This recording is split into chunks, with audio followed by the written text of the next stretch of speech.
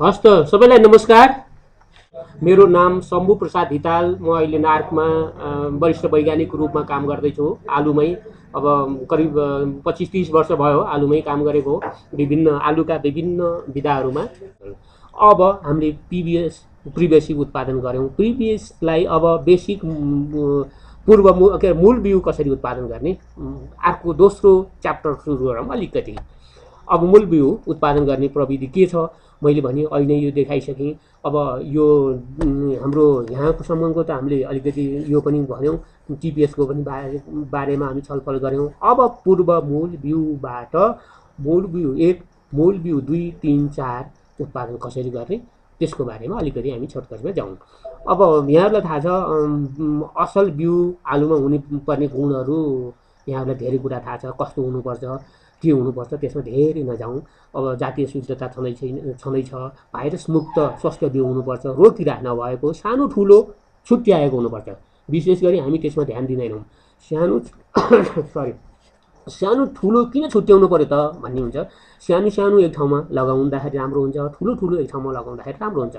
एउटा मतलब अब सुरुमा ठुलोबाट सुरु गर्ने, त्यसरी क्रमैसँग मजौला र सानो लगाउँदै गयो भने त्यो बिरुवाहरूमा एक आपसमा कम्पिटिसन, अब प्रतिस्पर्धा त्यही किसिमले हुन्छ। तर ठुलो र सानो एक ठाउँमा लगाइयो भने ठुलो र सानोको प्रतिस्पर्धा कहिले पनि राम्रो हुँदैन। त्यसै टुसा आएको हुनुपर्छ। यदि बिउ हो भन्दैमा टुसा नआइकन बजारबाट ल्याएर लगाएर हुँदैन।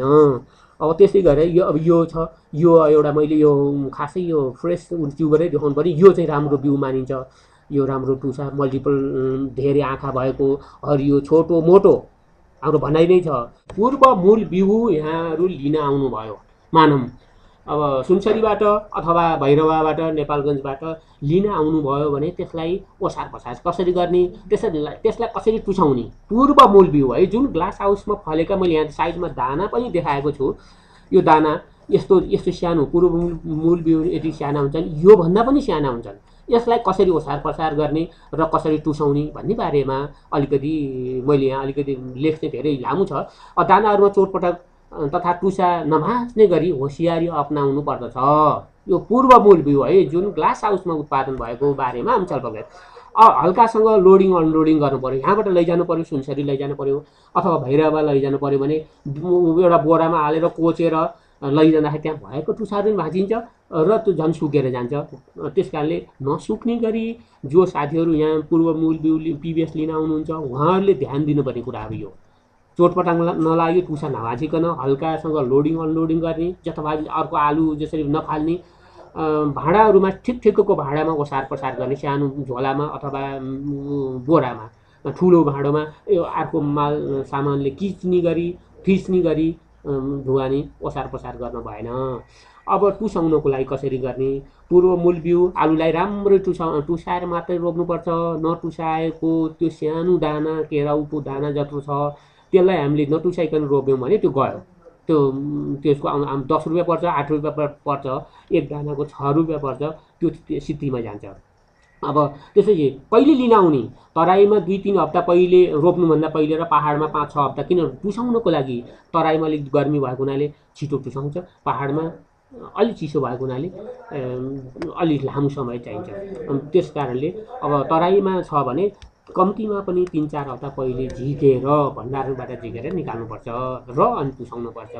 टुसाउनको लागि साना बिउहरू आलुहरू भुइँमा, र्याकमा अथवा पातलोसँग फिजाएर राख्ने, एकै ठाउँमा नराख्ने। अब धेरै पनि छैन, धेरै भए धेरै एकै ठाउँमा राख्ने पनि हो, धेरै हुँदैन तैपनि त्यसलाई अब जाली भएको बाक्सहरूमा राख्ने र जुन भाँडोमा हामीले टुसाउन राखेको छौँ सकेसम्म रोप्ने बेलामा त्यही भाँडो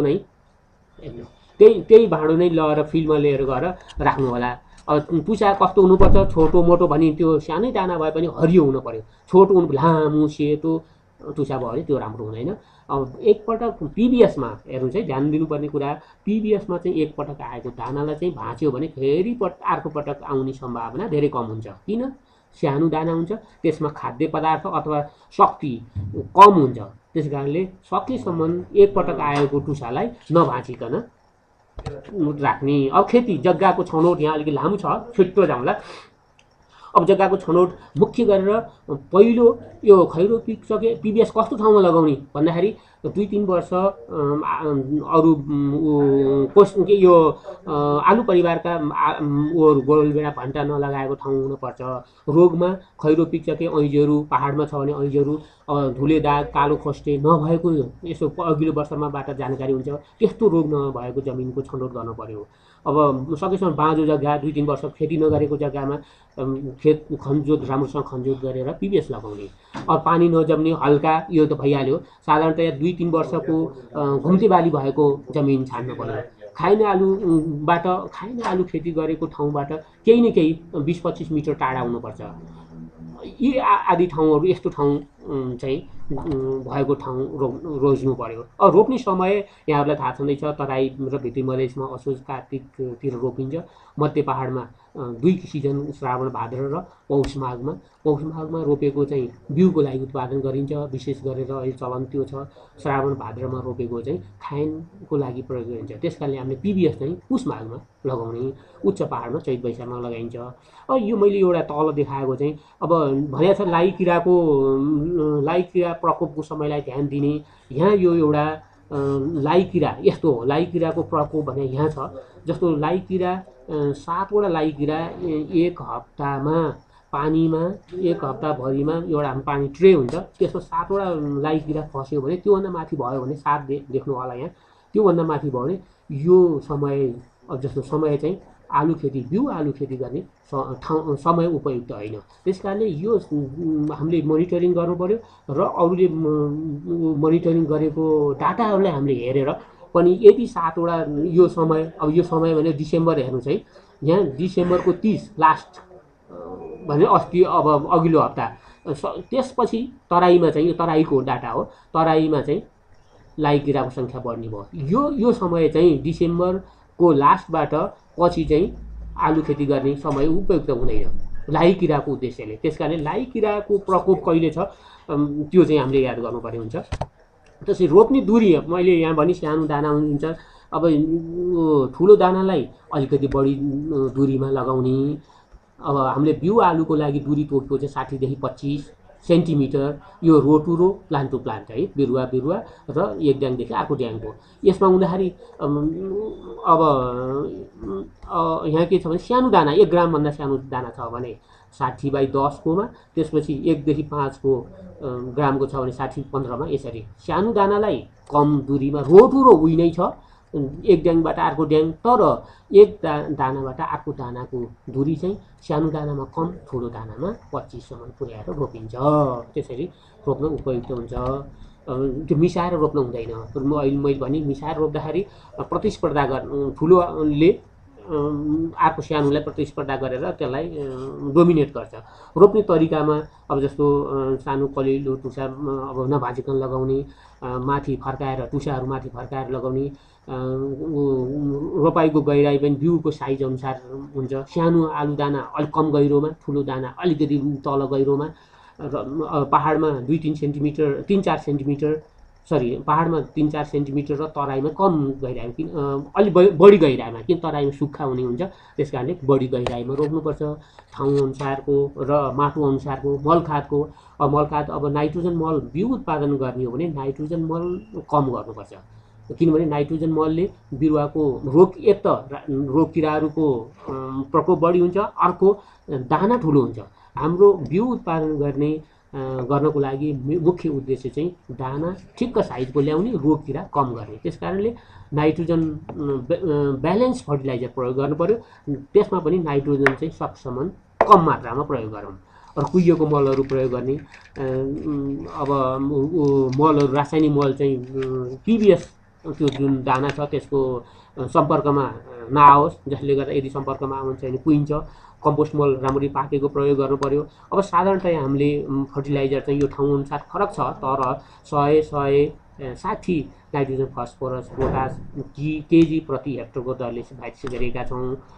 यसमा हाम्रो अब माटोको उर्वरा शक्ति तलमाथि भएअनुसार त्यसमा घटबड गर्न सकिन्छ।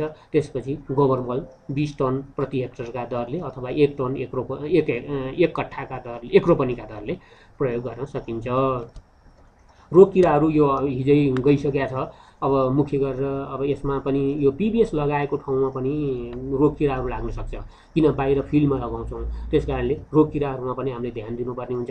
अब पिबिएस पिबिएस भण्डारण गर्ने, पिबिएस लगाएर भण्डारण गर्ने अथवा पिबिएस लगाएर फलेको बेसिक आलुलाई भण्डारण गर्ने ठाउँमा पनि पुतलीहरू लाग्न सक्छ।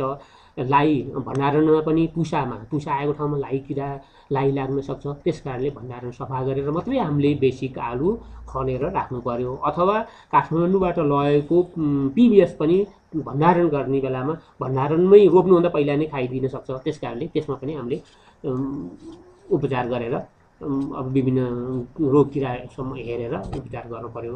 अब यो एउटा रगिङ सायद यहाँले यो हामीले छलफल गर्न भ्याएको छैनौँ, रगिङ किन गर्ने र हम्पुलिङ के हो। रगिङ चाहिँ अब पिबिएस लगाएको ठाउँमा जातीय मिक्स र भाइरस चाहिँ कमै देखिने हुन्छ, तैपनि हामीले रगिङ गर्नुपर्ने हुन्छ। कुनै अरू पहिलाको त्यहाँ नाबो आलु भएको हुनसक्छ, हाम्रो पिबिएस लगाएको बेसिक 1 को कुरा है, बेसिक 1 अथवा 2 लगाएको ठाउँमा पनि नाबो हुनसक्छ, मिसिन पनि सक्छ। त्यस कारणले मिसिएको छ, पहिला नाबो आलु छ अथवा रोग किराहरू लागेको छ भने रगिङ त्यसलाई हटाउने, त्यो उखेलेर हटाउने प्रविधिलाई अङ्ग्रेजीमा भन्दाखेरि रगिङ अथवा अनुपयुक्त बोटहरू उखेलेर हटाउने, यो चाहिँ अति आवश्यक छ। बिउ विशेष गरेर बिउ उत्पादन गर्ने ठाउँमा यो अति आवश्यक छ। यो रगिङ चाहिँ अब बिरुवा सुरुमा अब बिरुवाको एउटा ड्याङबाट अर्को ड्याङमा नछुँदा बिरुवाले पातले नजोडिँदैमा सुरु गर्नुपर्छ र हम्पुलिङ गर्नुभन्दा पहिलासम्म रगिङ गरिरहनुपर्छ, टाइममा गर्नुपर्छ। यो चाहिँ अब शीत नलागेको बेलामा, शीत पानी नभएको बेलामा ओभानो समयमा पारेर रगिङ गर्नुपर्छ। रगिङ गर्दाखेरि जातीय शुद्धता कायम राख्नको लागि र रोग किराहरू लागेको छ भने विशेष गरेर रोग भाइरस रोग छ भने त्यसलाई हटाउनको लागि गरिन्छ। यो बिउ उत्पादनको लागि अति आवश्यक छ।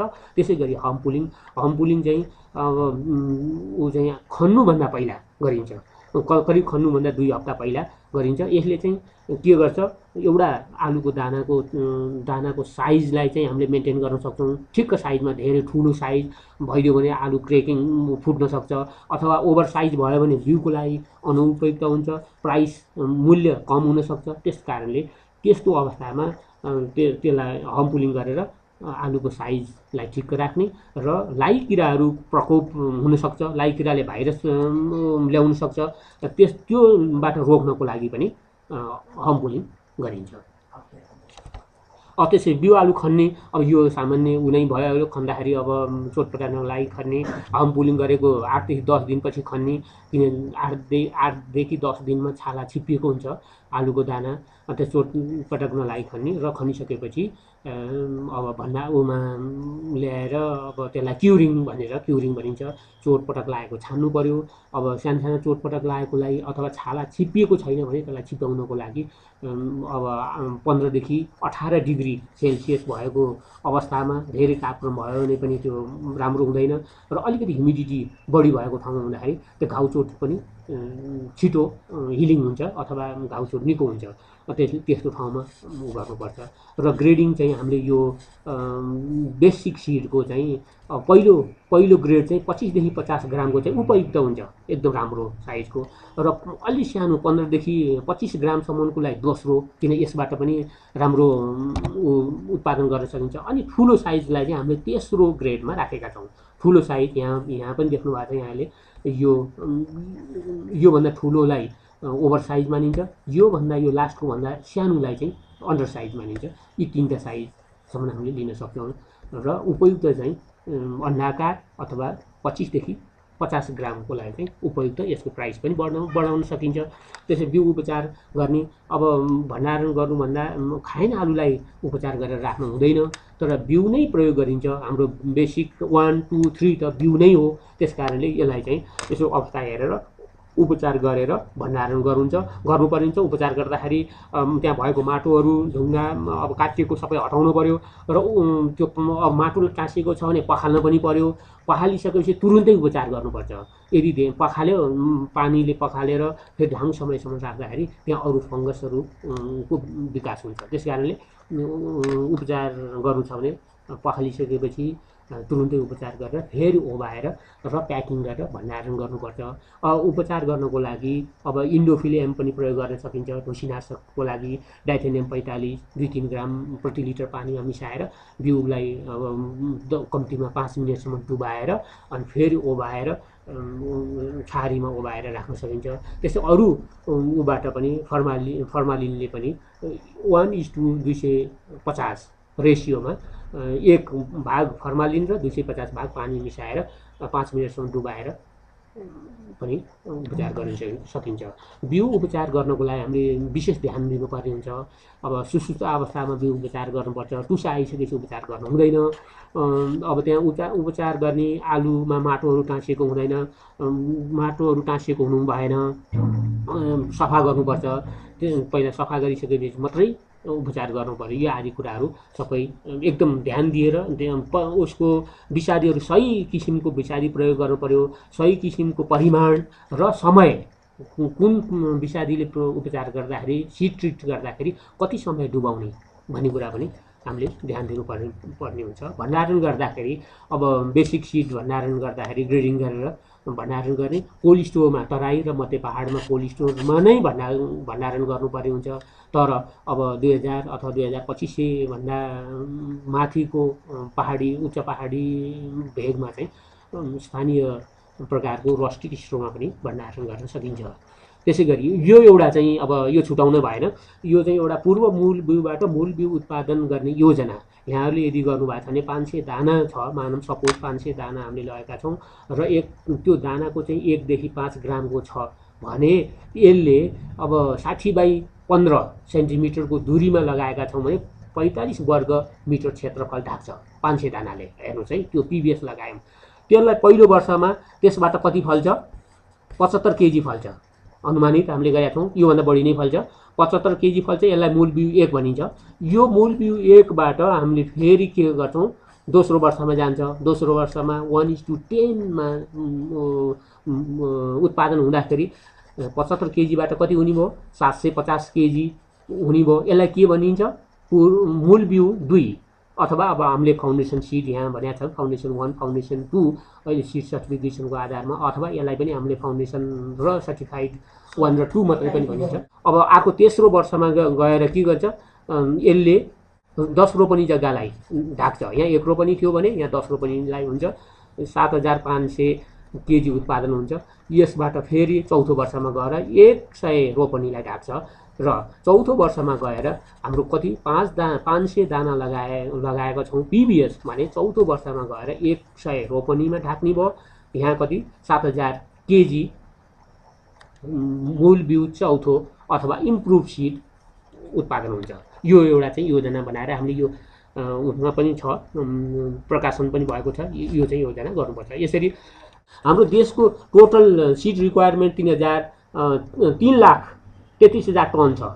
1 हेक्टरलाई 2 टनको हिसाबले गर्दाखेरि करिब यो म छोटकरीमा भन्छु। त्यसकारणले हाम्रो यो पिबिएस 1 लाख दाना पिबिएस लगायो भने 5औं वर्षमा हाम्रो सिड रिक्वायरमेन्ट आवश्यकता जुन 3,33,000 टन छ त्यसको 33% पुरा हुन्छ। सही सदुपयोग भयो, 1 लाख दाना सदुपयोग भयो भने 5औं वर्षमा गएर 33% हाम्रो राष्ट्रको जुन आवश्यकता छ, आलु क्वालिटी सिडको आवश्यकता छ, त्यो 33% पुरा हुनुपर्छ भन्ने हामीले एउटा प्रोजेक्सन गरेका छौँ, अनुमान गरेका छौँ। योलाई हामीले अझ अब एउटा सिड प्लट थोरै छ। अब सिड प्लट टेक्निक भनेको यो चाहिँ पुरानो प्रविधि हो। अहिले हामीले जुन पिबिएस प्रयोग गरेर मूल बिउ उत्पादन गर्नेमा त्यति लागू नहुन सक्छ।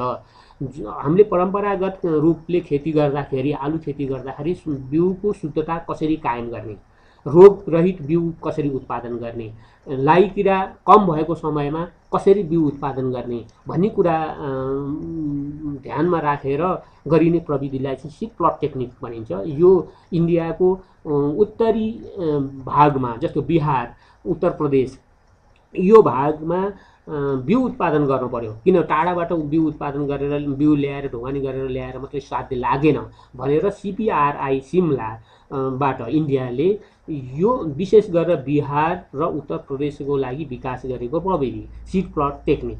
यो प्रविधि हाम्रो तराईका जिल्लाहरूमा पनि लागू हुन्छ।